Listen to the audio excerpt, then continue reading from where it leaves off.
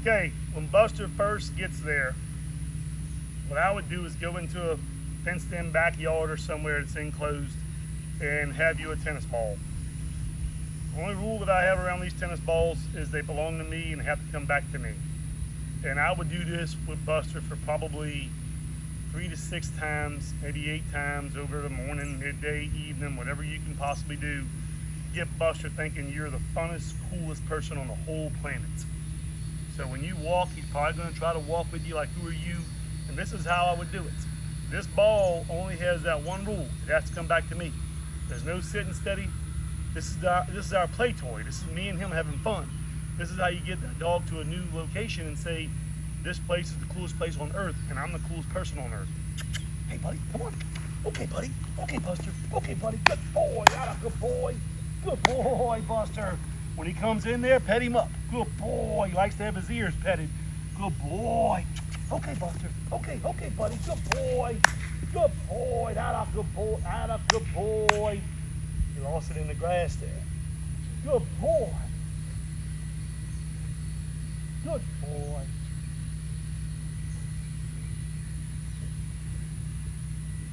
You bumped it past him about 5 feet, and it's in a dead patch of grass. Don't let him hunt for it. So this is important to let Buster come out there and say, this place is Disney World and I am your best friend in the world. And I use tennis balls to do it with. Even when the dogs first get here, I use tennis balls to do it with. Heel, sit. So his bathroom command is get on. So when I take him out of his kennel, I bring him by a little cluster of trees we have, and I tell him, get on, get on, get on, get on, get on. And he'll go to the bathroom. But you have to be careful, because sometimes he will go pee one time, come and sit at heel and look back out into the field. Hey, let's go to work. Well, I'll make him go back over there for 2 or 3 minutes until he pees 5 or 6 times and he poops, because if not, when we get 2 or 3 retrieves in, he's going to want to go to the bathroom. And I don't need him peeing out here in the field where we train, because then other dogs are going to pee there and it causes all kind of training hiccups. You don't want him to go pee one time by a bush and then pee in your office or in your house. So whenever you and him find the spot for his bathroom, it's get on, get on, get on. And once he pees 3, 4, 5 times and he poops, then you can go on inside and go do your training drills. So keep that in mind, sit, because he will try and shorten it up and say, hey, I peed once, let's go to the next step. Nope, we got to keep going until we get completely emptied out. So this will be step 1. Welcoming him home, tennis balls. We go to the bathroom, come inside. I'll do a video of the dog bed, the crate that I use, all of that good stuff. But the biggest thing I can tell you is it may take Buster 1 day, it may take Buster 3 days. When he got here from flying around the world, it took him about 2 days.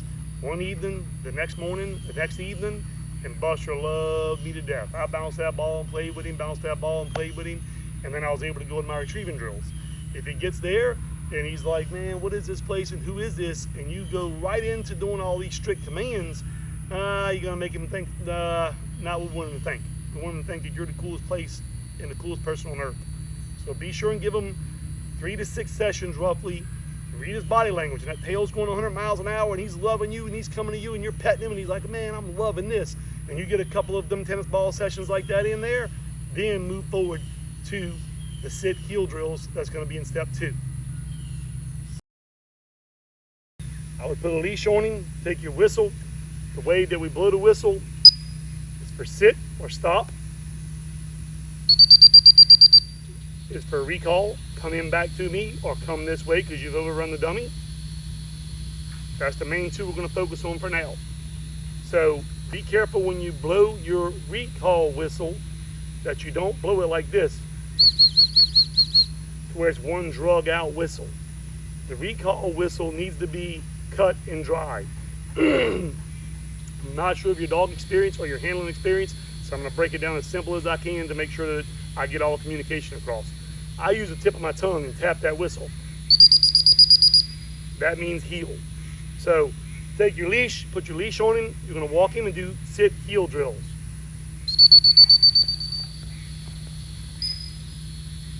That means I would have popped the leash.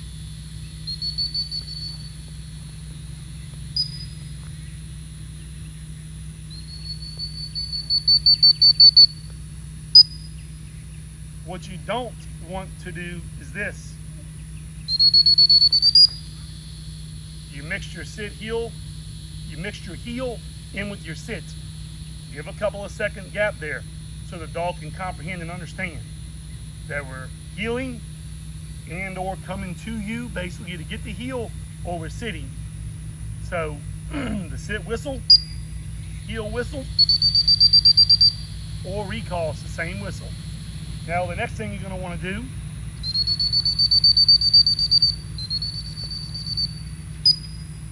is blow a whistle, turn and face him in the beginning, back away.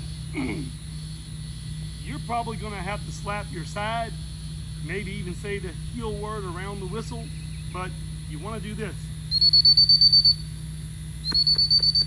Come on, buddy, good boy, good boy.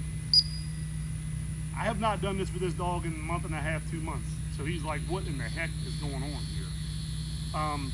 You're gonna wanna sit him, get away, 15, 20 steps. I can sit him and you'll easily be able to sit him and get 150 yards if you want to.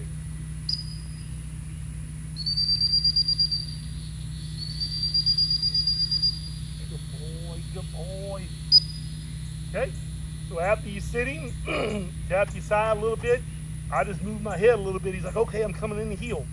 Once he starts to say, okay, that's the way the new man blows the sit whistle and blows the heel whistle. What you want to add in is the next step. Give yourself a little bit of room so that once I get him coming to me, I can blow the whistle and have him stop again.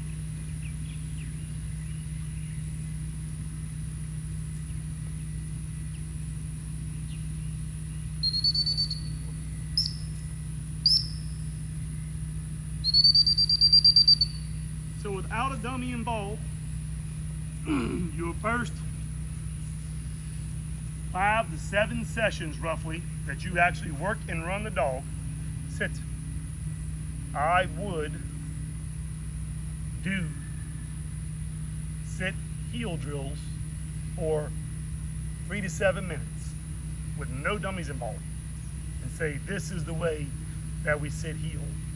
This is the way that I blow this same pitch whistle, but this is the way that I blow it for you to respond to. And then we'll go in and mix some dummies in next.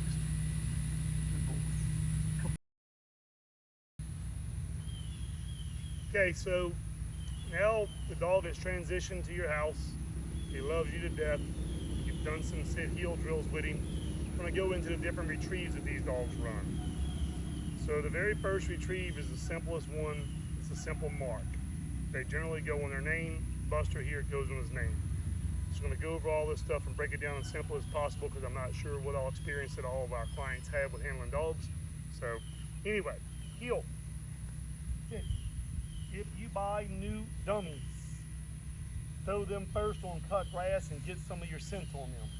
If you go straight to 2-foot high grass and that dog's not familiar with your odor and he's locked on the human odor on them dummies, he's going to go in that grass looking for that, and he won't. Sometimes they'll struggle to find that new plastic rubbery dummy or canvas dummy.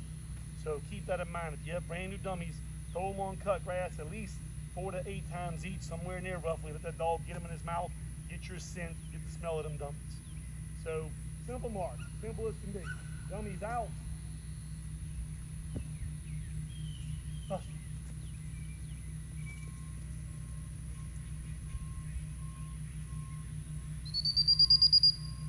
Not have to blow the recall whistle, but it's a great opportunity for this dog. Once he gets that dummy, good boy, good boy. Once he gets that dummy, he knows he's coming to heel. He knows that he's coming to heel. So it's a great time for you to blow that recall whistle while he's coming in back in the heel, and he can understand and listen to the exact way that you blow that recall whistle. So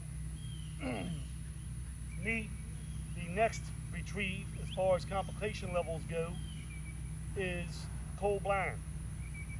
So I'm going to do a mark so that I can plant a cold blind for him. Heel. Sit.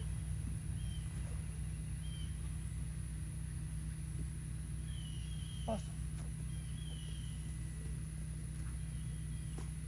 So my definition of a cold blind is The birds come in, y'all are shooting, the dog watches the birds fly out. For whatever reason, the dog did not see a bird that your buddy shot. So now, heel. Buster goes out on Buster, go back. No, heel. Sorry, Buster, buddy. There's another handler over here. He did a mark with a dog 80 yards away or so. I'm talking to you, and Buster's like, okay, I'm going. So the dummy is over here, but I'm gonna line Buster this way here off of the mark so I can show you his whistle stop and his cast. His cast is gonna be a simple over to the right. There is not much of a breeze at all. If there's a good breeze, I'm using that breeze to put Buster into the scent cone. Right now, because it's almost no breeze, I'm just gonna put Buster close to that dummy. So I'm gonna stop him to where the cast is a 90-degree cast, or as close as I can visually see that it's a straight over to the right. Heel. Sit.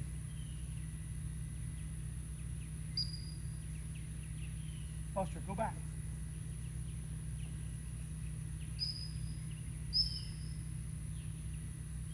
Over.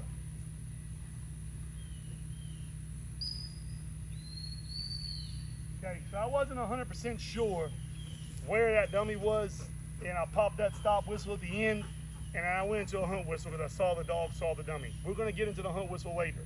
So the whistle stop and the cast on the cold blind. We're gonna do one more. See what we can do here. I'll do Buster a mark over here. Buster. Good boy, Buster, good boy. So, mark, send him on Buster. I planted one over here. I'm gonna send him on Buster, go back. Heel. Sit. Sit.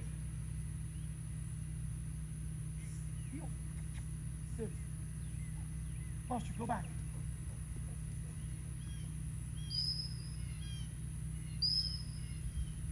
Get over. Over. Over.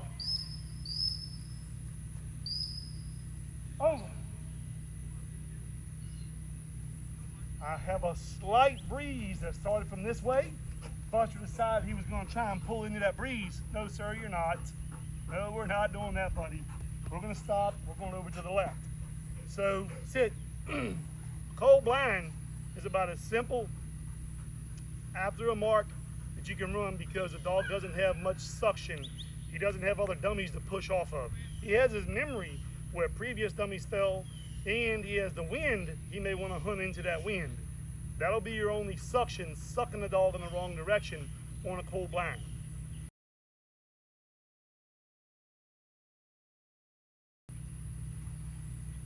Okay, so pushing up my levels of retrieves.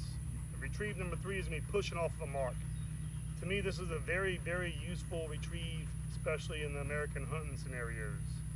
The scenario here is a bird was shot that the dog saw fall, but another bird was shot that's crippled, the dog did not see fall.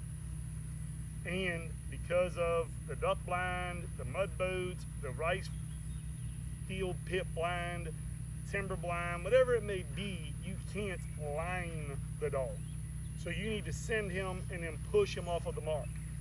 So I'm gonna have Buster sit here and I'm gonna take a walk and I'm gonna drop a dummy. Sit. Sit.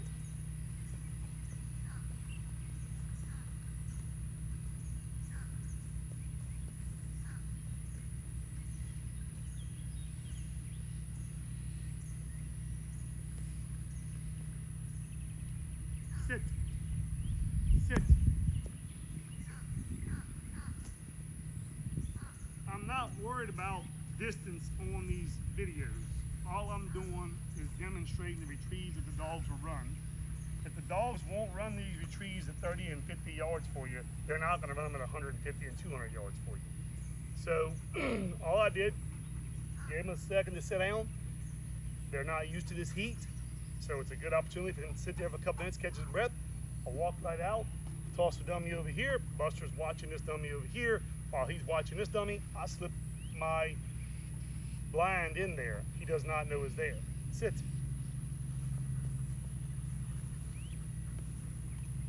So to push off of the mark, good boy, heel. here's the bird that your buddy shot that's stone dead. The dog marked. There's another bird to the right the dog did not mark. So I'm going to need more body language when I push him over to the right, and more emphasis on get over to the right. Buster.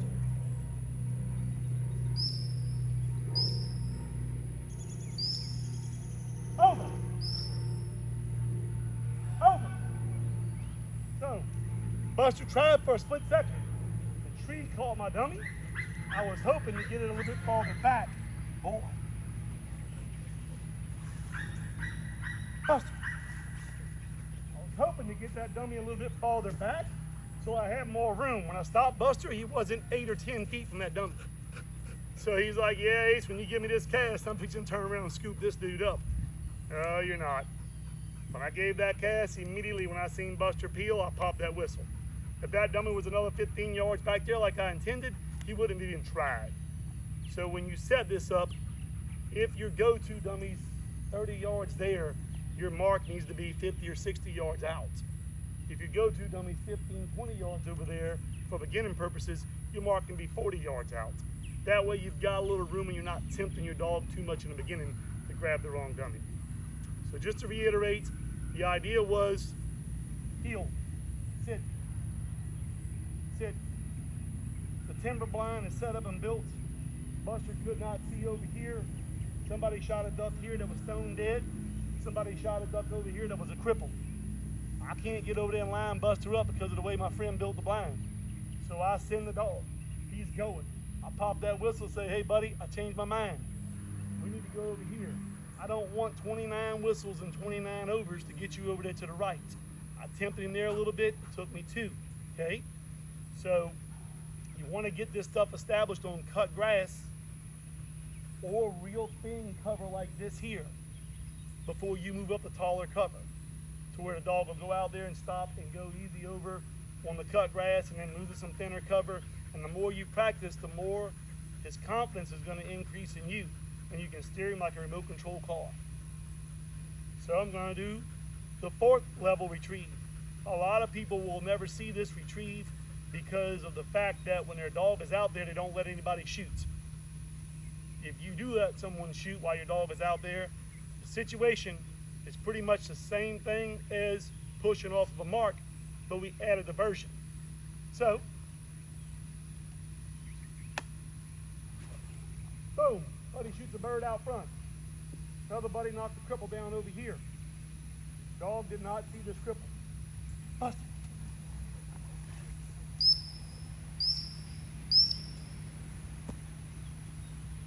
Over.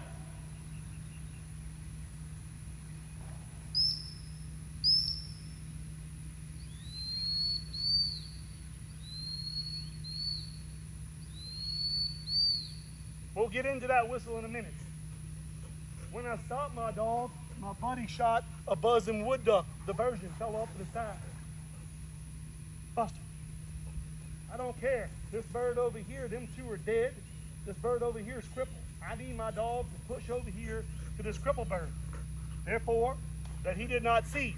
I give you over, you need to go that way. Buster. Now I'm just lining him up saying his name. I'll call this cleaning the field up. He's cleaning the mess up. Here's these other dead birds. And if you practice with this right here, this dog will do these drills easily.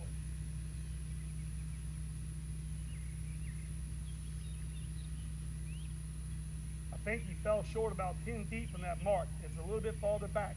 But I can handle this dog right there. Well, he was 10 feet to the left of it. The breeze now is established right here. I can handle this dog to that dummy, but I want him to be a hunting dog. So I don't want to micromanage him and overhandle him. I want him to be able to go out there. If I need to stop him, I can. But if I don't stop him, hunt Buster and find that duck, find that dummy. That's what I want him to do. So this video went over pushing off a mark and then pushing off a mark with a diversion. I label him as a mark being the easiest retrieve for the dog to run. A cold blind, he has seen nothing. The only suction on the cold blind is the wind, because he wants to use his nose to hunt that wind. Previous dummies or ducks that he's picked up, he might want to try to go there. Other than that, you're steering him where he goes because he saw nothing. for that particular retrieve. After that, pushing off of a mark, that's where there's a dead bird out front that he saw. He did not see the crippled bird off to the side. We need to get to the crippled bird. After that, goes to pushing off a mark with a diversion. If you let people shoot while your dog's in the water, that's your business. A lot of clients do not. But if you stop the dog to push him over to the right to that crippled bird that he didn't see, and somebody shoots a buzzing duck and he falls over there, we're leaving the mark alone and the diversion alone. We're going where I send you, and we're not taking 27 casts to do it. Good boy. So on the cold blind, it's rather simple. He's used to having a hand way out front.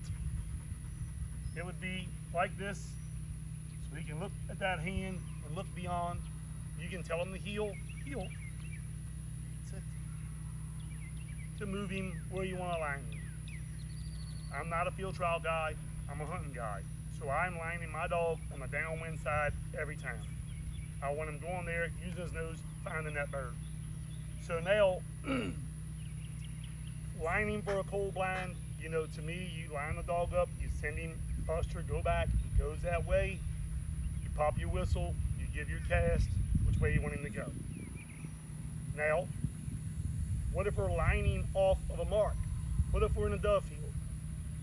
Okay, and we want to practice and have fun. Crippled doves don't usually get too far. We want to practice and have fun. All right, so here's a scenario. Sit. To make it easy on the dog. Buster. Good boy, Buster. So Buster ran a little simple mark. I shot a dove. I'm going to demonstrate what I call the closed side first. Heel. Sit. A few minutes later goes by and a dove fell over here Buster didn't see. Or duck. Buster sees this one, but I need this one.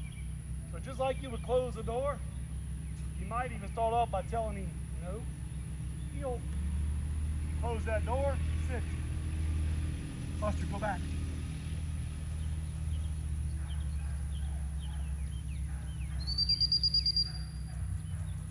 Start lining them off of marks to the closed side first, meaning your body blocks the dog from going to the dummy that he saw fall.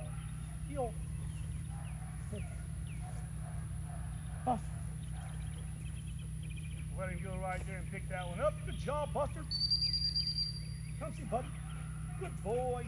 Good boy. Good boy. Good job. Heel. Okay. Now, you can close that gap up if you want to use that retrieve and get Buster to where you've got two dummies out and you send him down the middle.